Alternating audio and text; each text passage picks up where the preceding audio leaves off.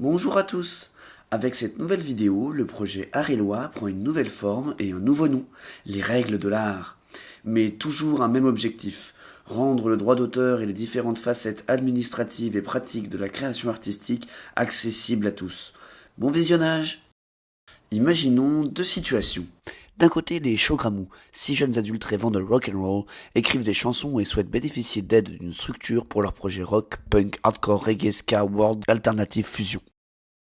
De l'autre, Jean-Claude et ses Jean-Claudettes, fans invétérés de Claude François, sont à la recherche d'une entreprise qui saura les accompagner pleinement dans leur projet de reprise des grands tubes de la Star d'Alexandrie et des luminaires de salle de bain.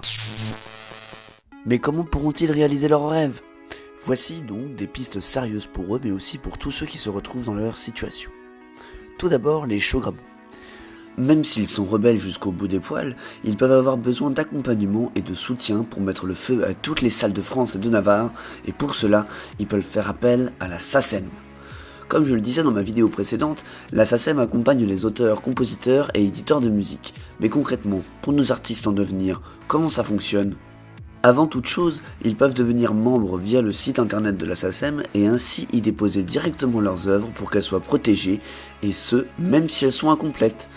De fait, ils se verront reverser des droits d'auteur à chaque fois que leurs œuvres seront diffusées et ou exploitées en France comme à l'étranger.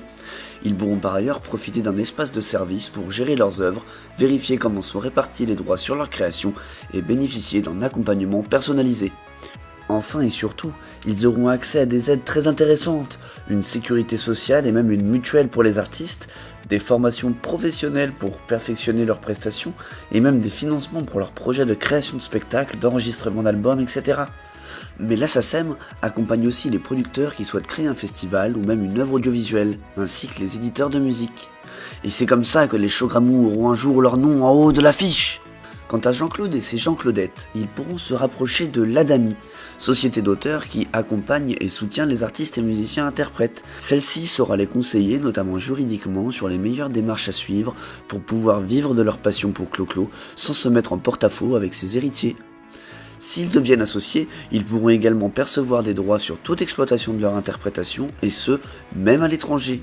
Ils pourront faire également une demande d'aide, répartie ici en 8 catégories. L'aide au spectacle vivant, à l'enregistrement sur tout support, au court-métrage, à la web-série, à la promotion, au festival, aux premières parties et à la formation.